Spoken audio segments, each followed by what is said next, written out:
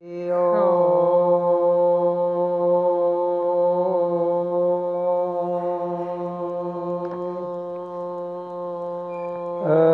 ओम सच्चिदानंदरूपाय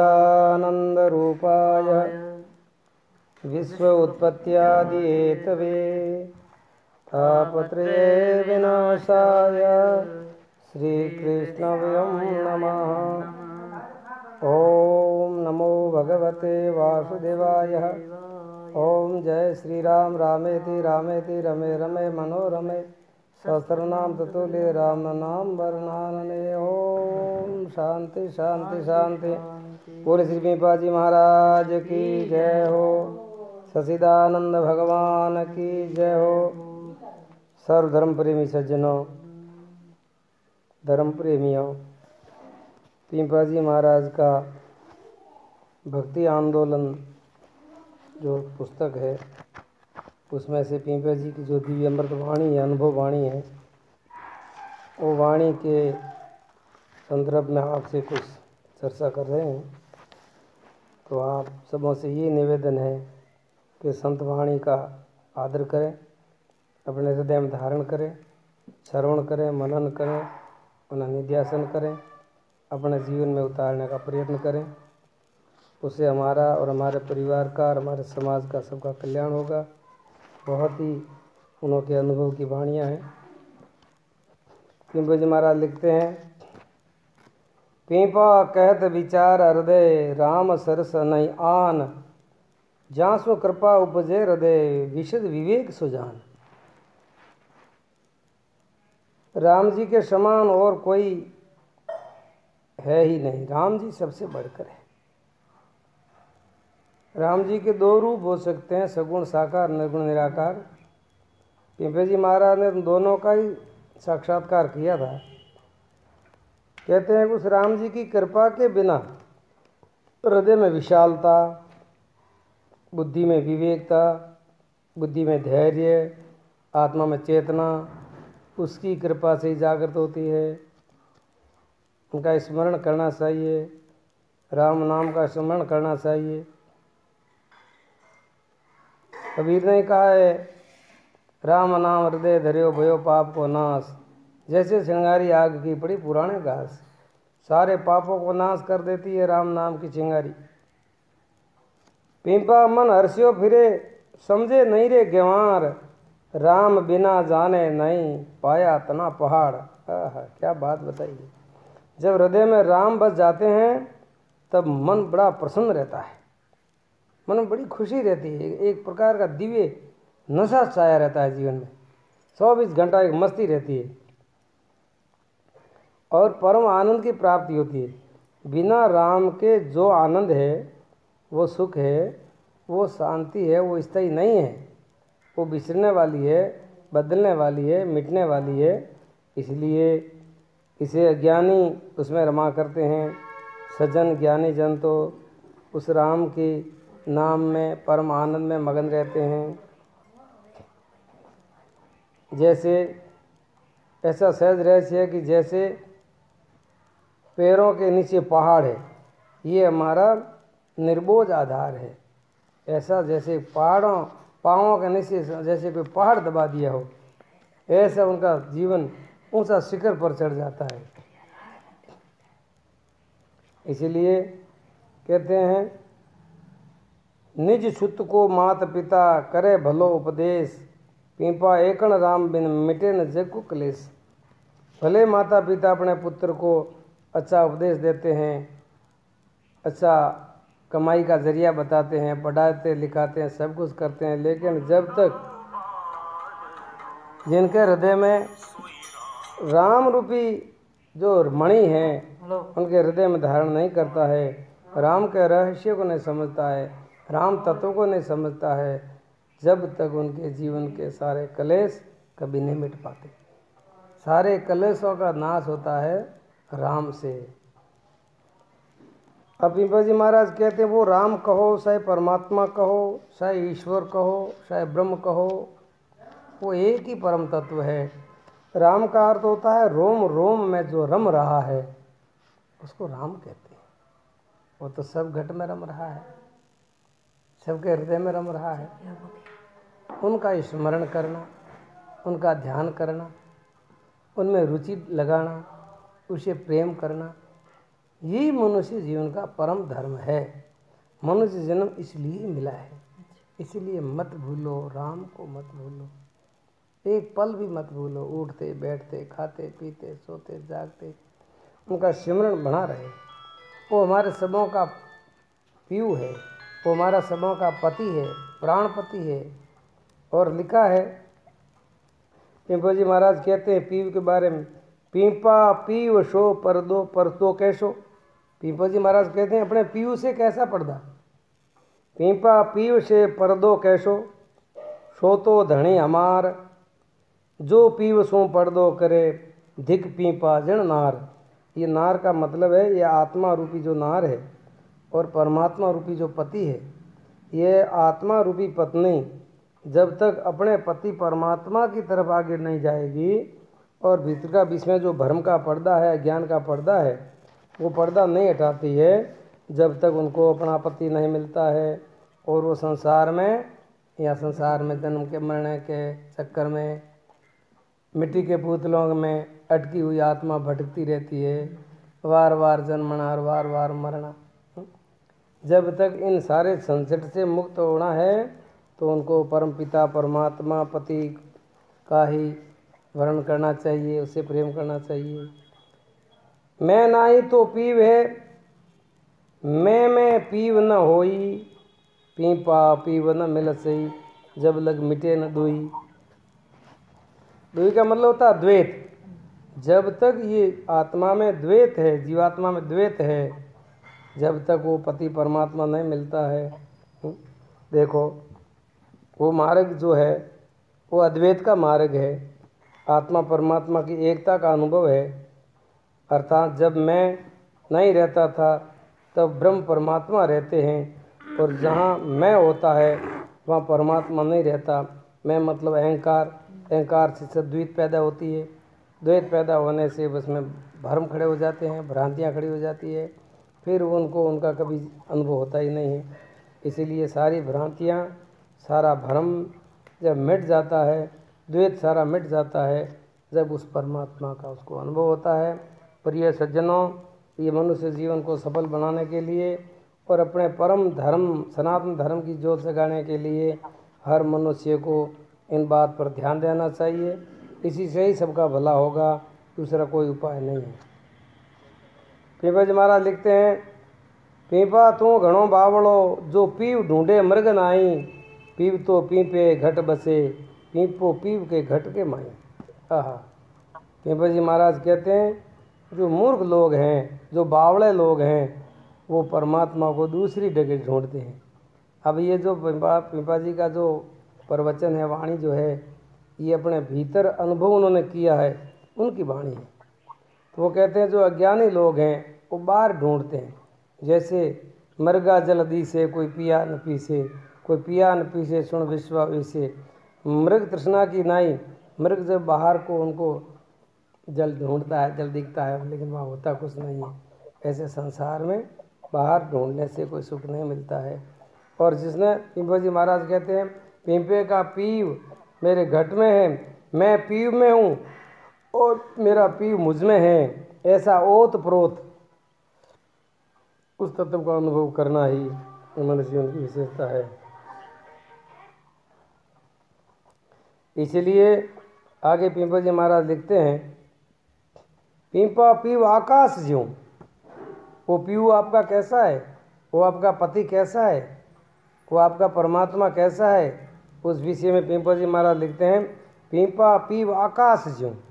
ये जैसे आकाश है ये सर्वव्यापक है, ऐसी कोई जगह है जहाँ आकाश ना हो। समझना, अगर उस परमात्मा का कभी स्मरण में बैठो, उसका चिंतन मनन करो, तो आकाश के तरह उनको समझ करके आंखें बंद करके चारों तरफ वही छाया हुआ है, मैं उसके अंदर हूँ, वो मेरे अंदर है, अंदर बाहर वही है, उनके अलावा कुछ है ही नहीं। ऐसा पीपा जी को अनुभव हुआ प्रत्यक्ष, जब उन्होंने लिखा है, पीपा पीव आकाश ज्यों, जहाँ तहाँ है ही दर्शाए, मन भूलियो भटक्यो फिरे, भ्रम जगत भरमाए। ये मन जो है ये अपने भूल के कारण भटक रहा है, ये भटक रहा है और ये जग के भ्रम में भरमाया हुआ है। इसको जगत ने भरमा दिया और ये जगत में रस फंस गया। अब मन के अंदर जगत है, जगत के अंदर मन है, लेकिन अपना जीवन ऐसा नहीं होना चाहिए। अपना जीवन ऐसा होना चाहिए हमारी आत्मा परमात्मा में है, परमात्मा हमारे अंदर है। हमारे आत्मा परमात्मा का संबंध है, मन का और जगत का संबंध नहीं है। मन तो भटकाता है, मन भटकेगा ही। जब तक तुम मन के कहने चलोगे जब तक कभी कल्याण नहीं होगा। मन के हारे हारे, मन के जीते जीत, मन ले जावे वैंकुटों में, मन करावे फजीत। जो मन गुरुमुखी है वो आपको कल्याण की तरफ ले जाएगा। जो मन संसारमुखी है, जगतमुखी जो मन है, वो मन तो भटकाएगा जगत में और अनेक प्रकार की यातना भोगाएगा और नरक में ले जाएगा। महान दुख भोगोगे, कष्ट पाओगे, पीड़ा पाओगे, कलेश पाओगे और आखिरी में निराश होकर के इस अमूल्य जीवन को नरक में जाना पड़ेगा। इसलिए बचाओ, अपने को नरक से बचाओ, सावधान हो जाओ। पिंपा जी महाराज कहते हैं कि जगत के भ्रम में मन को मत भटकाओ, मन को अपने पीयू में लगाओ, अपने परमात्मा में लगाओ, अपने गुरुदेव में लगाओ, अपने सत्य धर्म में लगाओ। आगे पिंपा जी महाराज कहते हैं, पिंपा सत समुंदर की उल्टी चाले धार, जे तिरते ते डूबते, डूब गए ते पार। ये उल्टा रहस्य है। देखो, संसार का ज्ञान होता है संसार से अलग होने से, और परमात्मा का ज्ञान होता है उसमें डूबने से। तो यहाँ तो जो डूबा वो तिर गया, और जो तिरने की कोशिश करते वो सब डूब गए। संसार में कोई बड़ा बनना चाहता है, कोई धन से बड़ा बनना चाहता है, कोई पद से बड़ा बनना चाहता है, कोई कैसे भी बड़ा बनना चाहता है, लेकिन वो सब के सब हार जाते हैं। और जिसने अपने को परमात्मा में डुबो दिया, परमात्मा के अंदर लीन हो गए, अपने पूरे जीवन को समर्पित कर दिया, वो संसार में अमर हो गए, वो जीत गए। ये उल्टी धार है। पिंपा जी महाराज कहते, पिंपा सत समुद्र की उल्टी चाले धार, जे तिरते थे डूबते, डूब गए थे पार। बाहर जितना मोटा बदलने की कोशिश कर रहे हैं वो सब हार जाते हैं, और जो भगवान के शरण में मिट जाते हैं, गुरु के शरण में मिट जाते हैं, वो सदा के लिए अमर हो जाते हैं। कितनों का इतिहास देख लो, राजा तो और बहुत हुए हैं, लेकिन पिंपा जी का नाम अमर क्यों है? वो भगवान के अंदर डूब गए तो अमर हो गए। आप भी डूबो, बस उसके अंदर डूबने की कोशिश करो। तो परमात्मा, पिंपा जी महाराज कहते हैं, वो कैसे हैं परमात्मा कि मेहंदी में जो लालड़ी, तिलवा माई जो तेल। पिंपा यूँ संसार में साले चतरो खेल। जो मेहंदी के अंदर लाल कलर होता दिखता नहीं है, वो घोटने से प्रकट होता है। दूध के अंदर घृत है, ऐसे दिखता नहीं, हाथ डालो तो घृत नहीं आएगा, लेकिन जब उसका मंथन करोगे तो उसके अंदर घी निकलेगा, नहीं निकलता। ऐसे ही घट घट के अंदर वो मेरा प्रभु परमात्मा है, सब घट के अंदर। कबीर ने कहा, सब घट मेरा साइया, सोनी सहजन कोई, बलिहारी उन घट की, जहाँ घट प्रकट हो। ये प्रकट होने का मतलब है कि जैसे कैसे करें प्रकट। तो जैसे ही पिंपा जी महाराज कहते हैं, ये सत्य का खेल ऐसे चल रहा है, जिसने साधना की है, योग किया है, प्राणायाम किया है, ध्यान किया है, जप किया है, और जप के अर्थ में डूबे हैं, वेद वेदांत का चिंतन मनन किया है, उनके जीवन में वो सत्य प्रकट हो जाता है। उनकी सारी सोई हुई शक्तियाँ, दिव्य शक्तियाँ जागृत हो जाती है। कहते हैं, चित्ती शक्ति जगाओ, गुरुदेव ज्योति से ज्योत जलाओ। तो ये है साधन मंथन करने से ही, जैसे मंथन करने से घी में दूध प्रकट होता है, दूध में से घृत प्रकट होता है, ऐसे हमारे जीवन में साधना करने से वो परम सत्य, परम तत्व है, वो प्रकट हो जाता है। फिर आपका जीवन बड़ा दिव्य हो जाता है। आप बहुत बहुत परम आनंद में मगन रहते हो। फिर आपको संसार की त्रिगुण में माया है वो सता नहीं सकती। आप काल के घेरे से बाहर निकल जाते हो, काल आपको डरा नहीं सकता। क्यों? क्योंकि काल सीमा वाली वस्तु को ख़त्म करता है, फिर आप तो असीम हो जाते हो। पिंपल जी महाराज कहते हैं इसलिए उसकी साधना करो, उसका तप, उसके लिए तप करो, उसके लिए स्वाध्याय करो, उसके लिए चिंतन मनन करो, थोड़ा एकांत में बैठो, थोड़े अंतर्मुखी बनो, अंतर की गहराई में जाओ, सात्विक भोजन करो, कुछ ब्रह्मचर्य का पालन करो, फिर वो वस्तु आपके भीतर जागृत हो जाएगी। आओ, आपके लिए कलयुग समाप्त हो गया। एक ऐसा वो सदा के लिए साधकों के लिए सदा सतयुग ही रहता है। फिर आगे पिंपल जी महाराज लिखते हैं किंकर तिंकर फंसियो घट पिंजरा माँ जीव पीपा ऐसे करहूँ जो फेरूं मिले न पीव। जैसे तैसे ये विचार करके जीव शरीर रूपी पिंजरे में फंस गया है, और शरीर रूपी पिंजरो है और जीवड़ो है जो वो पंछी है, पक्षी है, ये में फंसा हुआ है।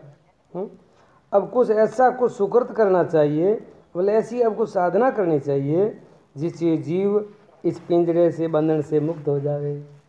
अब दूसरा बंधन क्या है? संसार भी बंधन है, मोह ममता भी बंधन है, तेरी मेरी भी बंधन है, ये वासना भी बंधन है। तो इस मनुष्य जीवन में सारे बंधन से छूटने का मौका है। अब ये अवसर चला गया तो फिर कभी मौका ना मिलेगा। ठीक है। पिंपल जी महाराज लिखते हैं मसली जो तड़फत फिरे निस दिन बापड़ो जीव पीपा तलफत ना मिटे फिर मिले ना पीव। पिंपल जी महाराज कहते हो जीवड़ो संसार में फंसोड़ो है, मोह माया में उलझा हुआ है, बंधन में जकड़ा हुआ है। जब तक इसको अपना पति नहीं मिलेगा असली, जब तक ये जीव को कभी शांति नहीं मिलेगी। भले पूरी दुनिया का धन मिल जाए, पूरी दुनिया का बड़े से बड़ा पद मिल जाए, बड़े का बड़ा उनको यश मिल जाए, लेकिन इस जीव को तृप्ति नहीं मिलेगी। जीव को तृप्ति जब मिलेगी जब उनको ब्रह्म रूपी परमात्मा, परम तत्व परमात्मा मिलेगा। क्यों? कि वो परमात्मा और जीवात्मा सजातीय है, जीव और संसार विजाती है, सजाती नहीं है। इसीलिए कुछ भी मिलेगा तो उनको शांति नहीं मिलेगी। जीव चेतन है, संसार और संसार के सारे पदार्थ जड़ है, तो जड़ वस्तुओं से चेतन कभी तृप्त नहीं होता। चेतन को चेतन मिले, जब वो तृप्त हो जाता है उनको बड़ा आनंद प्राप्त हो जाता है और फिर सारी वासना का अंत हो जाता है। पिंपल जी महाराज बहुत बढ़िया बात लिखाते हैं, लिखते हैं मन पंछी तन पिंजरा फड़फड़ कर तो पाँख पीपा खिड़की जद खुले खुले जब साची आँख। और तन रूपी पिंजरे में मन रूपी पंछी है, फड़फड़ाहट कर रहा है, दुख पाता है, कभी रोगी से दुखी होता है, तो फिर कभी सर्दी गर्मी से दुखी होता है, कभी भूख प्यास से दुखी होता है, कभी मान अपमान से दुखी होता है, बेचारा दुख हो रहा है। तो इस पिंजरे से बाहर कैसे निकले? तो कि जब उनको विवेक की आँख मिल जाती है, जब विवेक की आँख मिल जाएगी, विवेक रूपी आँख मिलने से ही उस खिड़की से वो बाहर निकल जाएगा, तो अनंत आकाश में वो उड़ेगा, चिद आकाश में उड़ेगा, चिद गगन में उड़ेगा। तो उनकी फिर जीवन की स्वतंत्रता और उनका स्वतंत्रता आनंद एक अलग ही है। पिंपल जी महाराज लिखते हैं ये परमात्मा की ऐसी माया है, परमात्मा ऐसी लीला है। पीपा परमेश्वर तना मता न जाने कोई अणभीत्या जो यूं ही रहे और अणभीत्या होई। तो पिंपल जी महाराज कहते कि परमात्मा की ऐसी माया ऐसी है तो हर कोई व्यक्ति समझ नहीं सकता है। परमेश्वर की लीला को कोई नहीं जान सकता। जो अज्ञान है, जो अजान ही बने रहते हैं, और उनकी लीला तो ऐसे चलती ही रहती है। लेकिन एक बात ज़रूर है, परमात्मा की लीला को परमात्मा के अनन्य भक्त होते हैं, प्यारे प्यारे भक्त होते हैं, ज्ञानी भक्त होते हैं, वो परमात्मा की लीला जानते हैं।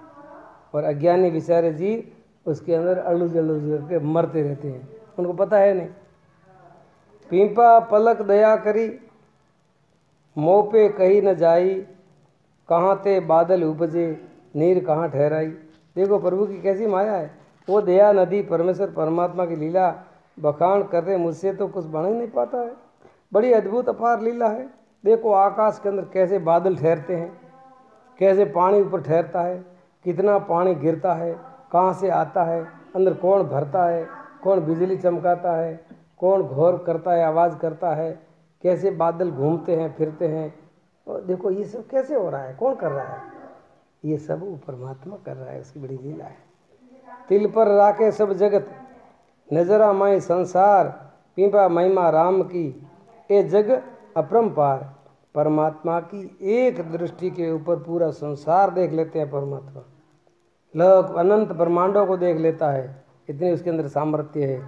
और एक अणि के ऊपर पूरा संसार ठहरा देता है, इतना वो महान सर्वशक्तिमान परमेश्वर मेरा राम है। पीपा ऐसे राम की महिमा अपरंपार है। अब कहते हैं ऐसे संतों की परमात्मा की लीला, परमात्मा की गरिमा, परमात्मा का अद्भुत सामर्थ्य, परमात्मा की विचित्रता, विभिन्नता अगर कोई समझना चाहे तो संतों की शरण में जाते हैं और संतों का सत्संग प्राप्त करते हैं, संतों के सानिध्य में रहते हैं, संतों की सेवा करते हैं, उनकी आज्ञा का पालन करते हैं, तो उनको ये सारा का सारा रहस्य समझ में आ जाता है। पिंपा जी महाराज कहते परमार्थ के कारण जिनको जीवन अंत, पिंपा सोई सतपुरुष है, सोई है सासो संत।